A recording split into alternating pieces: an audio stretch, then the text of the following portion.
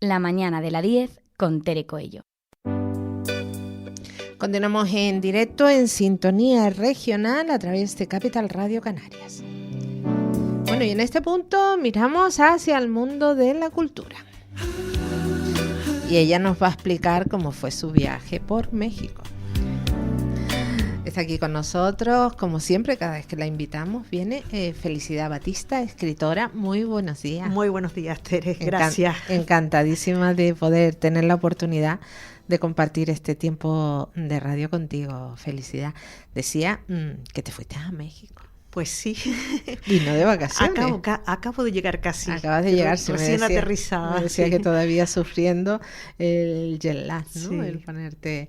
Bueno, hay que decir que Felicidad, bueno, vacaciones, pues sí, porque no un sitio como ese también vacaciona, ¿no? Pero uno de los motivos, la presentación de tu libro Por las calles de la vida, que tuvo lugar en la Tertulia Nacional de México, espacio literario Café Sumeru, Ciudad de México, dentro del encuentro Canarias-México, bajo el emblema Poéticas y Narrativas Actuales. Me quedo como se queda algo. Sí es. Este encuentro lo organizaron desde la isla de Gran Canaria. Al frente estaba Josefa Molina y en la parte literaria, y Alicia y Arenas en la parte cultural. Y tuvieron a bien invitarme, y era la escritora que iba por Tenerife, y ha sido un honor y un orgullo estar allí.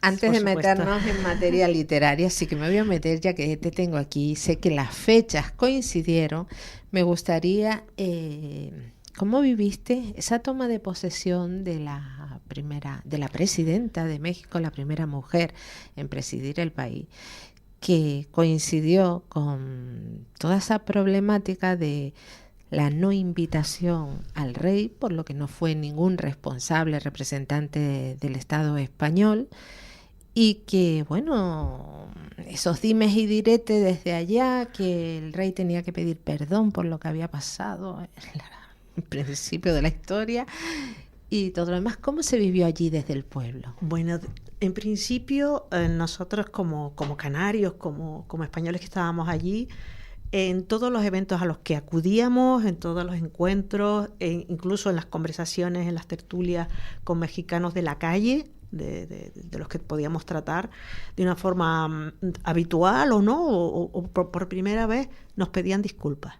Pero disculpas, me imagino que por todo ese... Exactamente, que no tenía nada que ver con ellos, independientemente de sus pensamientos políticos, de sus ideologías y demás, estaban de alguna manera, no avergonzados, pero sí de alguna manera cuando somos pueblos... Afrentados, sí, porque decían que era una cuestión de políticos, siempre nos decían.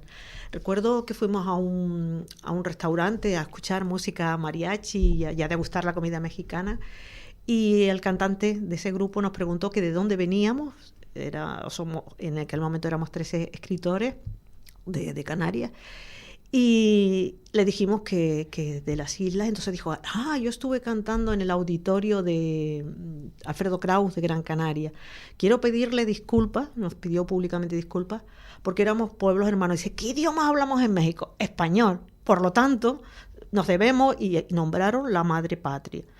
Y nos decía que eso eran cuestiones de políticos. Y esa fue la frase que se nos repitió siempre. Nos recibían con muchísimo afecto y siempre con la postilla esta de pedir esas disculpas por algo que no tiene razón ni cabida. Incluso uno nos llegó a decir, vamos a ver, no se ha invitado al rey de España. Pues por la misma razón no se tendrían que invitar a los mandatarios de Estados Unidos, puesto que ya sabemos que una parte de México, claro, perteneció, es ahora de Estados Unidos, pero California, Texas, era parte del Estado de México. Y también, por supuesto, los franceses que invadieron en un momento dado de la historia a México. Sin embargo, creo que son cuestiones, y eso nosotros también lo teníamos claro, nosotros en el grupo, estrictamente de, no sé, quizás de populismo más que de realidad. La realidad no fue la que se vivió políticamente. Es que yo veo eso, ¿no? Ese seguir, cuando lo dijo, no, estoy intentando recordar el nombre del anterior presidente. Obrador, sí, que fue el que armó todo este follón. Sí. Que yo creo que fue un exabrupto en su momento que dijo de ahí tienen que pedir perdón al pueblo mexicano y los demás por seguirle la corriente y mantener el relato dirían pues venga vamos, pero y también carente de sentido. Hay un desconocimiento o intencionadamente de la historia. Tenemos que ver los errores que se han podido cometer en los siglos XVI, XVII, etcétera, que son, si hay algo que tuvo los imperios españoles a la hora de la conquista, ¿no? Así fue la integración de la población, independientemente que eso llevara aparejado pues enfermedades o políticas que en esta época no se comprenderían, pero que eran propias de ese momento, absolutamente revisables y demás. Pero tenemos que tener en cuenta que de América, tanto desde América del Norte hasta la Patagonia, las etnias se han conservado, no se destruyeron. A partir de México hacia abajo no se exterminaron en absoluto. Se fundieron. En cambio, en otros lugares sí que se exterminaron.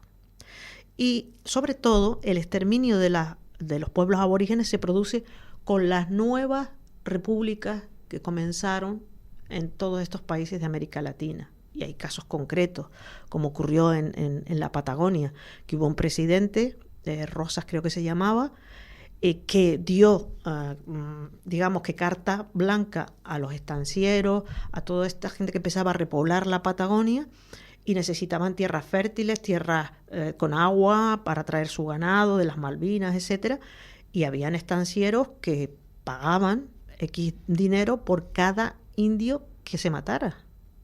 Entonces creo que hay que ser rigurosos con la historia en su conjunto, no la parcialidad, claro, y en los que en determinado momento nos puede interesar políticamente. Y tiene sentido que a estas alturas de la película, como digo yo, se vengan con esas exigencias de pedir perdón por algo que sucedió siglos atrás y por otras personas que ya no sé si por las venas le correrá a alguien algún gramo de sangre de aquellos que iniciaron las conquistas. ¿Tiene eso sentido? ¿Tendría sentido que nosotros les exigiéramos a los peninsulares que nos pidieran perdón por la conquista de Canarias? Creo que todo este tipo de cuestiones históricas, lamentablemente por la falta de formación, se manipulan. Creo que tendría, y ahí vamos al sistema educativo otra vez de nuevo, que la historia nunca debe desaparecer y se debe siempre explicar, porque el pasado es lo que explica el presente y por supuesto el que garantiza el futuro. Independientemente de lo que haya, es como si nuestros bisabuelos o nuestros tatarabuelos, que yo tengo algunos, haya cometido alguna atrocidad. No, que los conocí en cuanto a que hayan podido cometer errores. Ah, vale, no que estén vivos. No. Que haya cometido una atrocidad y yo sea responsable y tenga que pagar esa atrocidad. Otra cosa es que yo pueda ser crítica con lo que se ha hecho, con lo que se ha cometido, y siempre es revisable. Esto a destiempo es simplemente populismo. Está claro. Y no representa a la población en absoluto. Sí, porque nos están diciendo pues un poco afrentados, ¿no? Qué vergüenza lo que están diciendo esto, que están ahí encima de todo lo que ganan, ¿no? Y las boberías que hablan por la boca. Sobre todo porque éramos un grupo que estábamos intercambiando cultura, literatura, entre los autores y la literatura mexicana y la canaria, la que se está haciendo ahora en Canarias. Hace unos días entrevistaba a Elsa López, que se encontraba en el festival... no recuerdo ahora el nombre, era Canarias, Venezuela, de escritores hispanoamericanos. Y ella decía, mira, si me vas a preguntar por política, te voy a decir que los que están aquí, los escritores que vinieron de Venezuela aquí, no tienen nada que ver con lo que está pasando en la esfera política en Venezuela, ¿no? Exactamente. No tienen nada que ver, o sea, el pueblo es una cosa y lo que trasciende es otra. Lo que sí trasciende es la presentación de tu libro, Por las calles de la vida. ¿Qué sensaciones, qué acogida tuvo en ese foro? Pues fue muy emotivo porque la había presentado aquí, por supuesto, en Santa Cruz, y para mí fue muy, muy, muy importante hacerlo en México, en esa tarde, en esa tertulia nacional con autores mexicanos, por supuesto el grupo nuestro de canarios que también estaba. Y en general, bueno, yo los libros que llevé no he traído ninguno, al contrario, he tenido déficit para mandar algunos. ¿Se quedaron? Sí.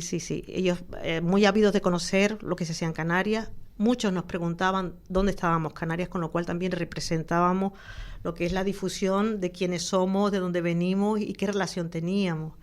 Recuerdo que en uno de los recitales que hicimos, además de las presentaciones de libros, hubo recitales, nos invitaron a tomar comida mexicana, obviamente, que es exquisita, y la música ambiente eran rancheras. Y todo el grupo de canarios cantábamos las rancheras una a una, sin perdernos una letra o una palabra, y los mexicanos que estaban allí estaban asombrados. Entonces le explicábamos la relación tan profunda que tenemos Canarias y América en general, y en particular con Venezuela, con Cuba, con México, Argentina, etcétera. ¿Y a qué suenan los tangos de Por la calle de la vida en México? Pues mira, son bien acogidos porque también es una música que apasiona, ¿no? Y la literatura también, con lo cual, pues sí. Y creció en ti, brotó en ti esa idea de decir, oye, Por las calles de la vida, una segunda parte con el escenario de todo lo que estoy viviendo aquí en México. Sí, no solo por las calles de la vida, sino la inspiración es constante. Es un país bellísimo, con una cultura impresionante. Conocí al sobrino nieto de Jorge Negrete, fue una tarde bellísima con él, con un escritor, Ulises Paniagua, con un compañero también, escritor argentino, Rubén Mettini, que fuimos a ver dónde se rodó la película Roma, en la colonia Roma, y luego fuimos a un cine y estuvimos allí hablando largo y tendido de Canarias, de México, del cine, etcétera. Fue una tarde bellísima, como el resto de los días, claro. Felicidad, la verdad que lo que trasciende de un lugar siempre son las malas noticias, ¿no? O sea, uno piensa en México y enseguida piensa en los cárteles de las drogas, feminicidio, lo que vemos. ¿Qué te traes tú que no sea eso? O dime si tuviste algún contacto con ese México negro, hablo de las migraciones, ese muro de Trump, ese desprecio de Trump al pueblo de México. No, yo llevo un relato que se llama La Bestia, que está basado en el tren que cruza desde el sur de México hacia el norte, que es un relato duro y crítico con la situación, que lo leí en una de las intervenciones y ellos me decían, abundaron sobre ese tema, y sí, es un tema que preocupa, igual que el tema del feminicidio, igual que los cárteles. En la zona donde yo me movía, que era el centro de México, los estados que están alrededor de la Ciudad de México, también se hablaba, y todos estos grupos de escritores y escritoras de México estaban muy preocupados por el tema del feminicidio, por supuesto, con los cárteles, y hacen eventos y ponen voz a todas esas situaciones que están sucediendo. ¿Y qué te impregnó a ti de otros escritores mexicanos, de sus libros, de lo que hayan presentado, de sus obras? Muchísimo. Escuché mucha poesía, porque prácticamente la mayoría era de poesía, aunque también había narrativa. Y son gente que también está luchando por publicar, por sacar adelante sus proyectos. Estuve en talleres literarios muy interesantes, lo que están haciendo, cómo están abordando la literatura. En general, muy preocupado por los temas sociales y por los temas también de lo que me comentabas del feminicidio. Y también fue una experiencia muy, muy interesante ir a un instituto de enseñanza, explicar quiénes éramos nosotros, por qué habíamos llegado a la escritura y cómo podíamos mover en ellos ese deseo de cumplir y desarrollar sus sueños. Y al principio, aunque estaban en silencio escuchándonos, logramos que se comunicaran y logramos descubrir gente que estaba por la labor creativa y artística. Y culturalmente hablando, ¿qué lugar ocupa la poesía en México? Porque aquí tiene un auge, pero en un espacio acotado para no toda la población. Son muchos los que creen que la poesía es de débiles, de endebles y de enamorados, de sufridores. Lamentablemente aquí sí, pero aquí la cultura en general. Sí, aquí no podemos prodigar que seamos grandes intelectos, porque no. Si todo el mundo leyera, yo no digo al día, pero sí a la semana un poema, su vida le cambiaría radicalmente. Porque se entendería a sí mismo, se leería a sí mismo y se comprendería a sí mismo, aparte de tener esa felicidad emocional de leer el arte. Y en México, claro, yo me movía en lo que eran los sectores literarios, sí que hay bastante proliferación, bastantes eventos, bastante preocupación por hacer eventos culturales, hay casas de la cultura, hay instituciones que se dedican a difundir y a publicar, bien publican, hay mucha autopublicación, pero también hay editoriales que favorecen esa línea literaria de la poesía. Ten en cuenta, bueno, que ellos tienen a Octavio Paz, a Carlos Fuentes, a todos estos autores que que están nos ahí, ha o Sor regalado. Juana Inés de la Cruz, que Ajá, también. que nos ha regalado la vida. Bueno, y para que todo no sea México, vamos a ir aquí también cerquita a la isla de El Hierro. Sí. El Hierro, iba a decir La Palma, pero no, El Hierro, porque el próximo 19 de octubre tiene lugar la presentación de la antología Letras que unen la frontera, con un estupendo programa, y ahí estás tú también. Sí, Meridiano Literario lo organizamos un grupo de escritoras como Helena Padrón, Rosario Rodríguez Vidal, Ana Tejera, Isabel Espósito y yo, y realizamos un evento ya en abril, y de ese evento, esa antología que se publicará el 19 de octubre en La Frontera, que están muy contentos porque son relatos, poemas de los autores que participaron, y que el Ayuntamiento de La Frontera pues tiene a bien abrirnos sus puertas para la presentación y demás. ¿Y qué te llega a ti del Hierro? Porque otro destino que cuando uno ahora por la actualidad piensa en el Hierro, lo pone en blanco y negro. Sí, precisamente el evento que celebramos en abril estaba dedicado, y muchos de los textos que van a estar en ese libro, a la inmigración, a los que llegan o no llegan. Incluso fue un compañero que llegó del Senegal con 12 años, ahora tiene 30, y contó su experiencia, que son siempre experiencias duras e involuntarias. Nadie se marcha porque quiere ir. Uh-huh. Aquí los que vienen a Canarias vienen a tomar el sol, a todo incluido y demás, y los que vienen en patera casi son empujados y expulsados de esa realidad social tan terrible que tenemos, y que nosotros también somos y hemos sido emigrantes y los hemos tenido. El problema está que cómo resolverlo y cómo tenemos que ponernos todos a una para resolverlo. ¿Tú percibes complicidad de unos con otros? Porque al principio da la sensación el buenismo, ¿no? Buenismo nacional, buenismo social, pero cuando ya va pasando el tiempo, los meses, y sabes que va a ir a más, muchos miran la cara para el otro lado en las calles cuando ven a estos muchachos, ¿no? Yo miro para los pies, unos llevan tenis, otros llevan las cholas. Vamos hacia ese buenismo, hacia la indiferencia con atisbos de destrucción. Lamentablemente estamos bastante más cerca de la indiferencia que de aportar soluciones, y que se pueden aportar, sobre todo en origen, para evitar lo que está pasando. Mirar hacia otro lado creo que es terrible, porque la realidad y lo que nos vienen son las nuevas generaciones, países que están perdiendo a sus nuevas generaciones. Ningún país puede avanzar si no es con los jóvenes. Entonces es un problema tremendamente complicado y casi, yo diría, en bastante margen insolidario por parte de los demás. Tenemos que obligar de alguna manera a los poderes políticos, tanto regionales, autonómicos, nacionales como europeos, que busquen una solución ya humanitaria, por supuesto, porque es inminente, es urgente, pero sobre todo ya estructural y a medio largo plazo.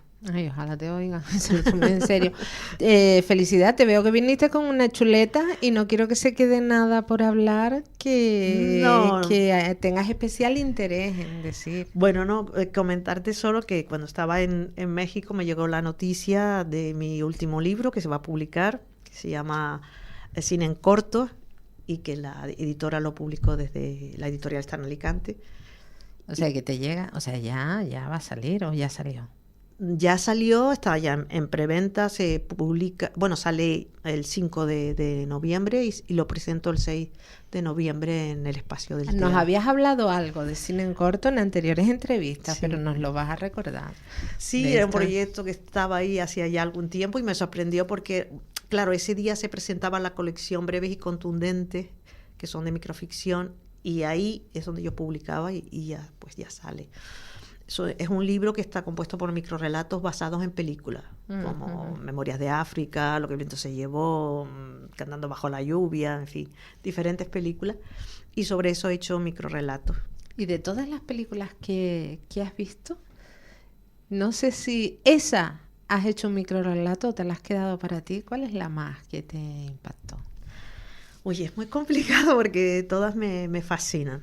Realmente todas me fascinan. Tanto las del cine negro, tanto las del cine europeo, como absolutamente todas. No sé, te puedo decir, a nivel musical, siempre tenemos el referente de Cantando bajo la lluvia, y las últimas, La La La, que me parece una estupenda película y que en algunos casos ha sido criticada. A mí particularmente me gusta. Y películas, es que no te podría decir cuál, porque excluiría otras que sí, que me apasionan. Te pregunto porque a veces uno en ese recopilatorio que has hecho de los microrelatos, películas que seguramente han tenido que ver contigo en un momento dado, y las sitúas. Pensar en esa película debe ser pensar en un momento especial, que a lo mejor esa película lo hubieras visto en otras circunstancias, no te hubiera impactado tanto, pero a veces se queda fuera esa que no quieres que, en cierta manera, usando una palabra un poquito fuera de lo se mancille, ¿no? Esa es mía.